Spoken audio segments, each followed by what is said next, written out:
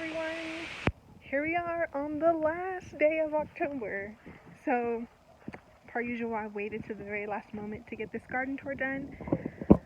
I've already been in the yard for probably about an hour recording, and it wasn't for the garden tour. So, if you follow along and know that I also post TikTok videos, I was recording a few different TikTok videos, and then also I came across this competition from this company called Johnny Appleseed Organics. They're actually hosting what they're calling their invitational. So they're hosting an online gardening competition for 2022.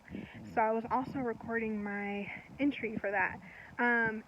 If there's a link to it, there's a link to it. I'll try to put the link to it in my in the description box, because why would I gatekeep that? So if you're interested in entering their gardening invitational, entries are due by the end of November. I'll put a link to it in the description box, so you guys can see all the competition rules as well as what the prizes are. They're actually super exciting. So I was filming my entry for that, and when I finished that, I thought, I don't want to do this garden tour. I just want to go lay down. We've had a very full day.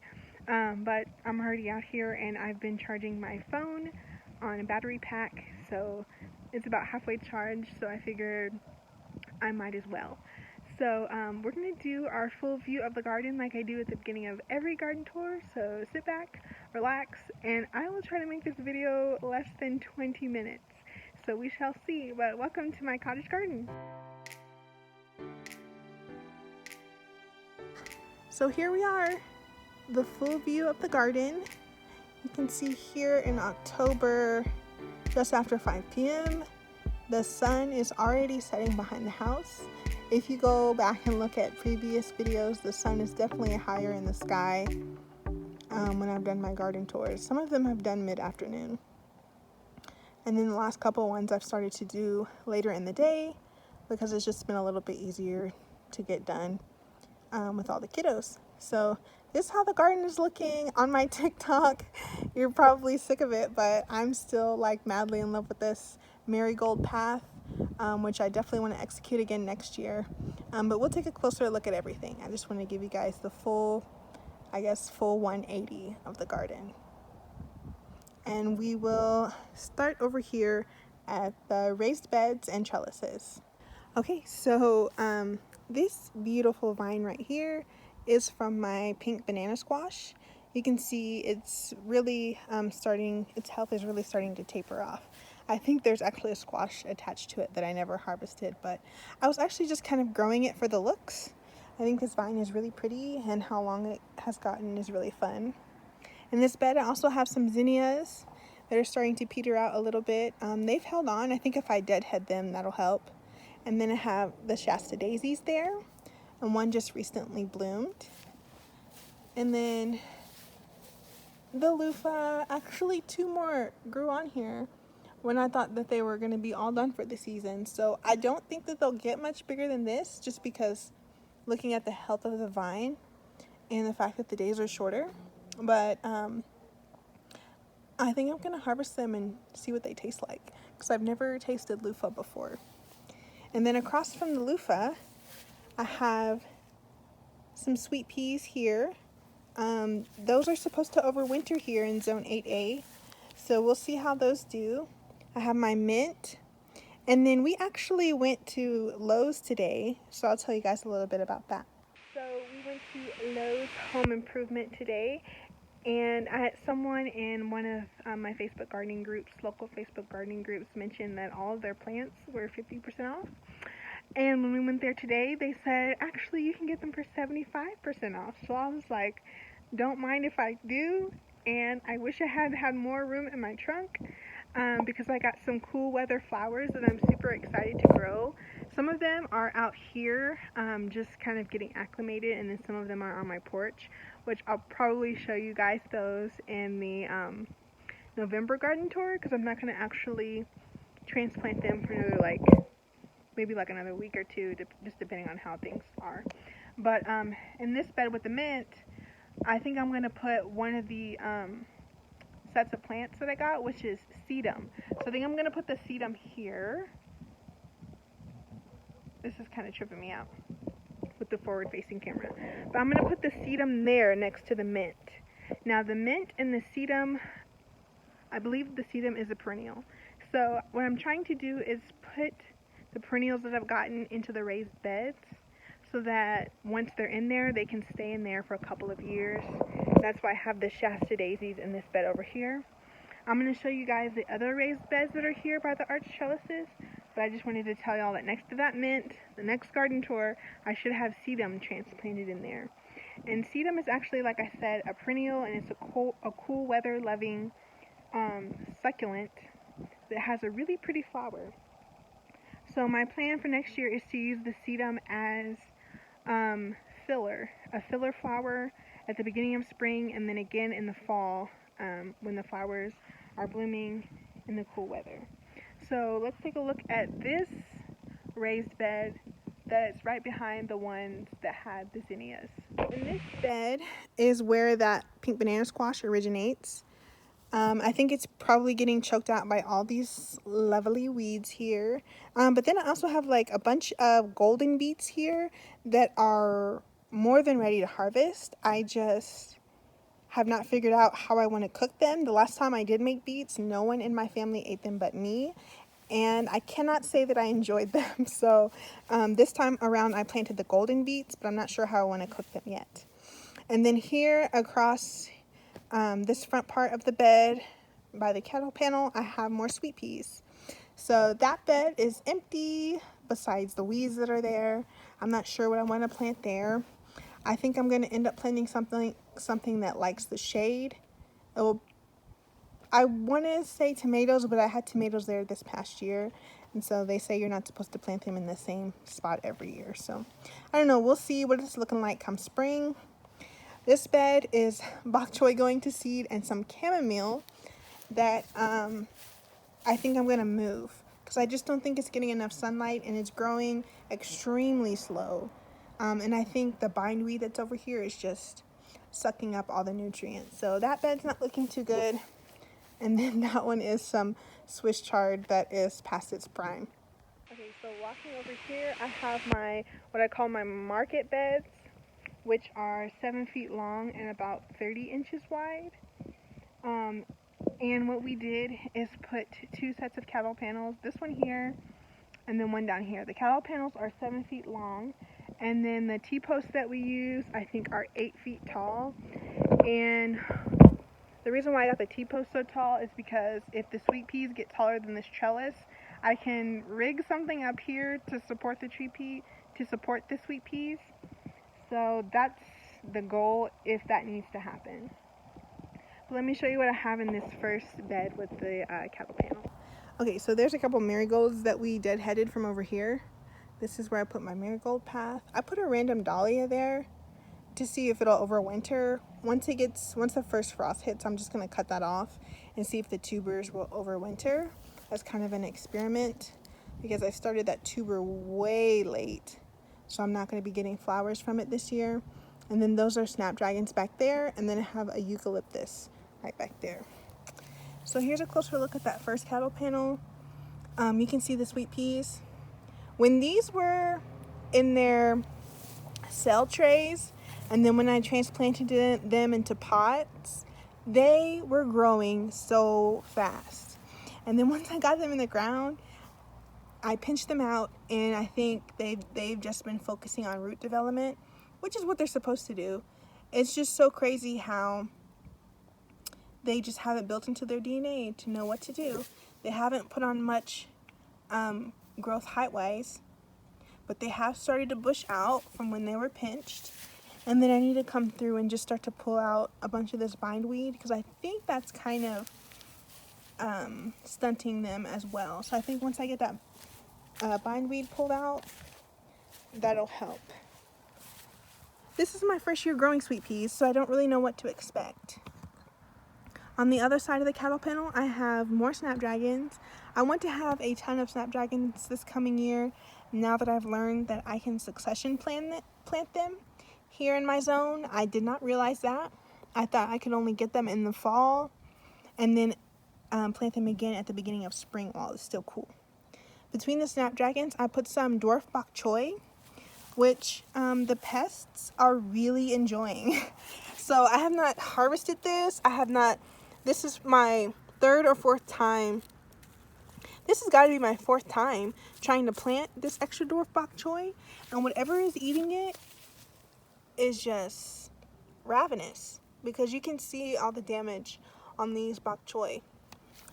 If I had to guess, I would say maybe it's moths and caterpillars, but I'm not sure. So what I'll do is I probably won't try sowing it again until maybe like the end of November, because I grew pak choy last year and it had barely any pest damage, but I did not plant it until about actually I got the transplants in like just this time last year.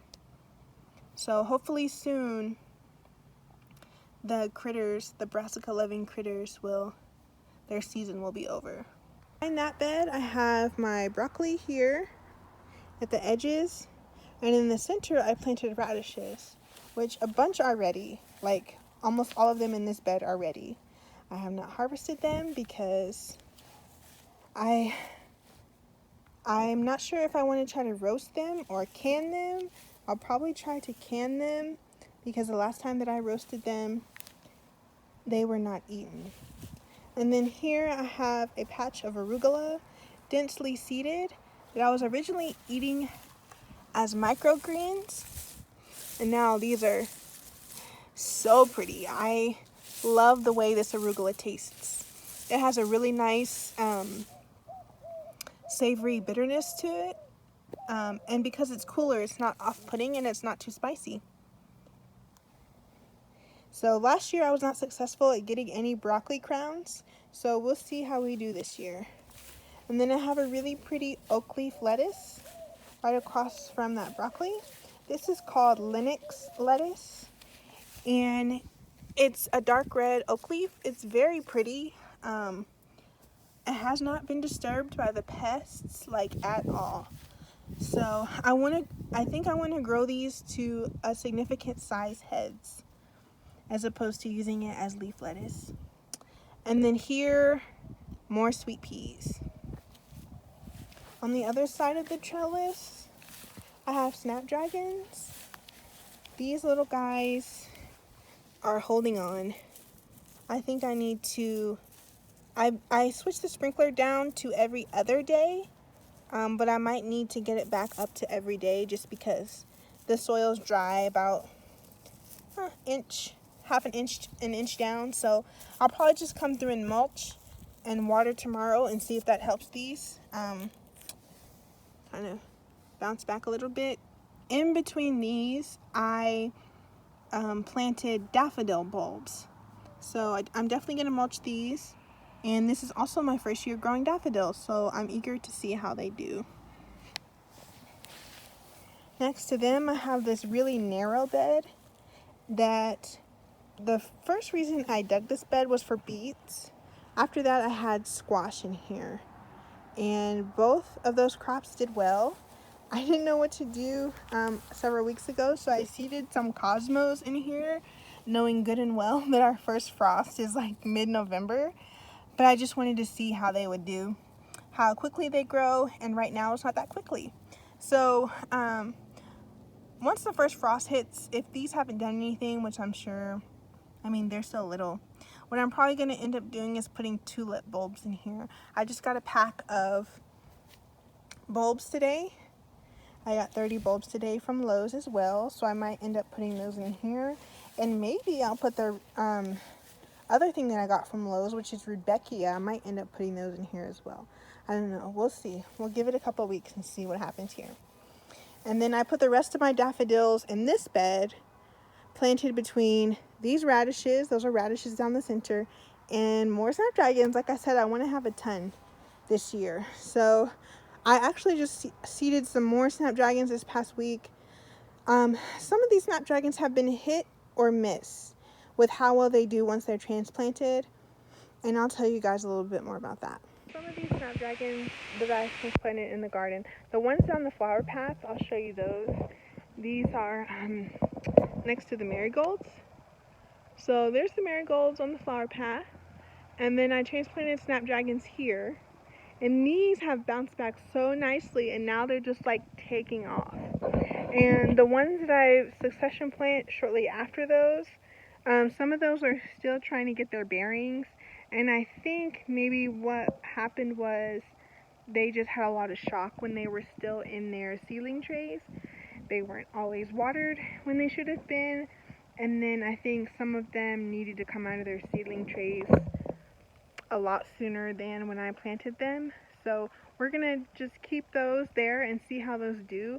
And if they don't do well, my goal is to have another tray ready to go, and maybe in a couple months, so I can, if those don't make it, then I can just plug some more seedlings there.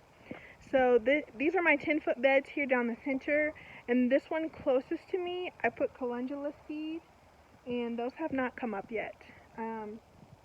There's some random bush beans that have germinated. There was bush beans in that bed originally, and some of them I let stay on the plant and they just dried, and now they're trying to grow new plants, but I don't think there's enough time left in the season. Here in the middle is garlic, and in between the garlic I seeded some radish seeds. Since it'll take a little while for the garlic to come up, I didn't want to waste the space. When you have a smaller space, you just kind of have to plug things in wherever you can, just to be the most efficient.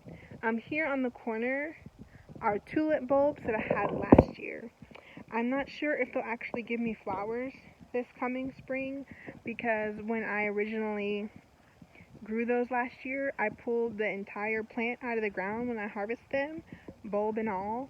And so since the foliage didn't stay in the ground to absorb sun, there's a good chance that those bulbs may not do anything. But I just put them there to see if they need a full year or two to give me flowers again, then awesome. If they don't do anything and they just rot, then that's awesome too, because organic matter, but I would love to get flowers from them again. So next to that bed is this one, and I'll flip the camera around so you guys can see that bed. So in here are sunflowers, and the days are shorter, the nights are cooler, so the flowers are miniature, but that's okay. I just put them there to take up space. I wasn't planning on cutting these for selling, just for beauty in the garden. So there they are, and to have some roots in that area. So along here I have some butter crunch lettuce and some random okra plants that we're gonna probably just pull out soon and seed more lettuce through here. I'm gonna put more butter crunch lettuce and maybe some romaine. I've already have the seeds started inside, so we shall see. I have these okra that I'm just letting go to seed. So you can see okra seed there, and the celosia, which I have harvested for a seed as well. And in this 10-foot bed next to that one, it's currently empty. This past week I had tried to put daffodils in here, but then I decided that I wanted to put the daffodils somewhere that I knew I wasn't going to be planting sunflowers, since sunflowers have a taproot.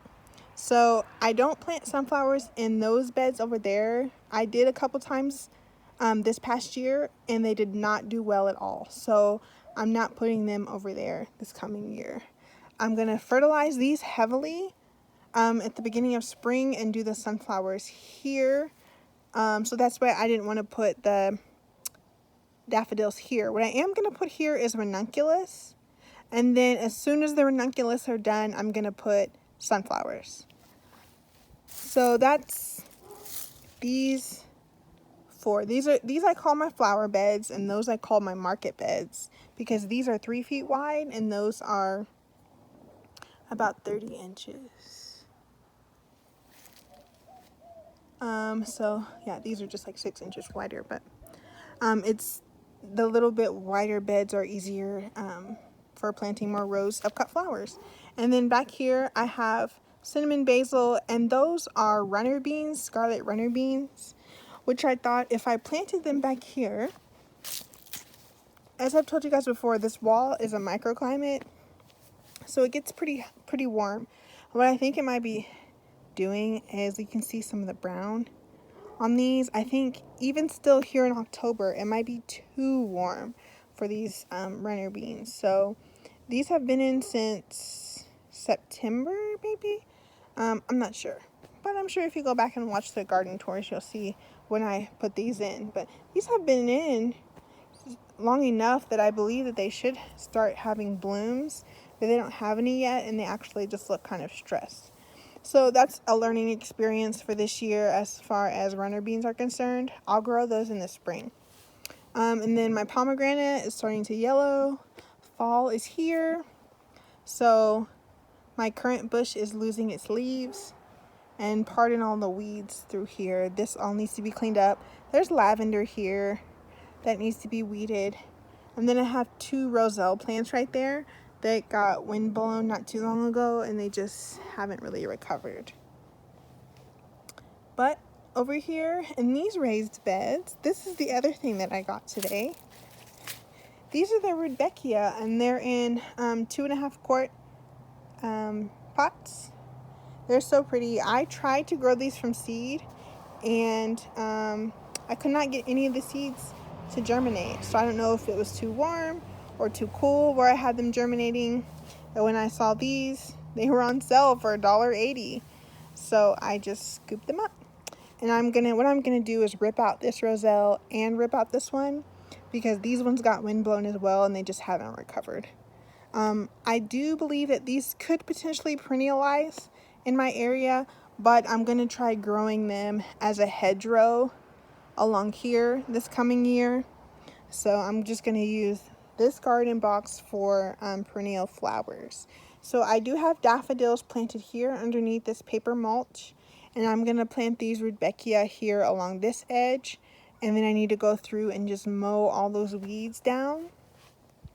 And I'm gonna keep this roselle because it did amazing. I believe it's my strongest one of the year, and I definitely want to keep this one for its genetics. So I'm gonna keep this one and get rid of those 2. There's actually a 4th one right there that I'm trying to decide if I want to keep or not, but definitely this one. It grew the tallest and most prolifically. So this is how things are looking. I'll show you guys a view from the other side as we walk through the lavender and the roselle. I still don't know what I want to do with that bed, but that probably won't get figured out until spring of 2022. But this is how this side of the garden is looking.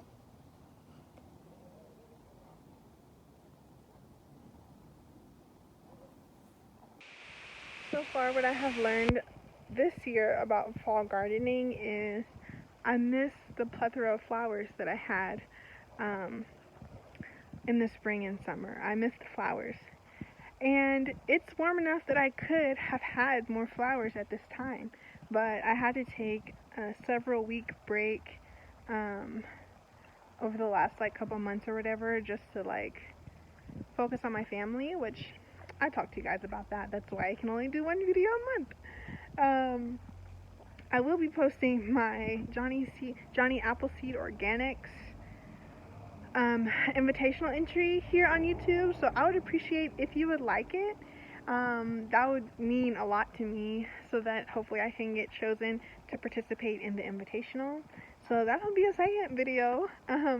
But yeah, so I'm still just doing the 1 video a month. But what I have learned this fall gardening season is I could have had so many more flowers. I can totally continue my flower growing season into November if I just plant the right things.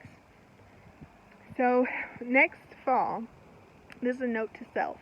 I definitely want to grow a ton more marigolds. I love the French dwarf ones, but I want to grow the tall giant African marigolds as well. Now that I know, here at the end of October, I could still have them. I could still have snapdragons.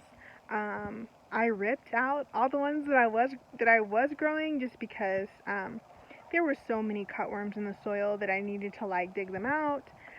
Some of them were getting so windblown, and I wasn't doing a good job keeping up with deadheading them, so the plants weren't looking that great. So I didn't want to prolong their life any longer than it needed to be, so I ripped those out and got my new snapdragons in. But I know next year I can succession plant and definitely look into more cool flowers that I could be growing right now. I got those rudbeckia, so I know I could be growing the rudbeckia through the fall, as well as the sedum, and I'm really excited to see what other flowers I can grow through the fall of next year. So that is how the garden is currently looking here at the end of October. I'm still loving it. I'm still loving the way that it looks. It still looks super green. The nights haven't gotten below about maybe like 43 degrees. So everything is doing pretty good. And I'm really looking forward to being able to do so much more in the coming year. So thank you so much for tuning in and checking out my October garden. I'm so happy to share it with you. And I can't wait to show you guys how it's looking in November because, I showed you guys this Shasta daisy. Yeah, so that's another cool flower that I can be growing. The thing about the Shasta daisies is they take like a full year. Like these Shasta daisies I started in fall of last year.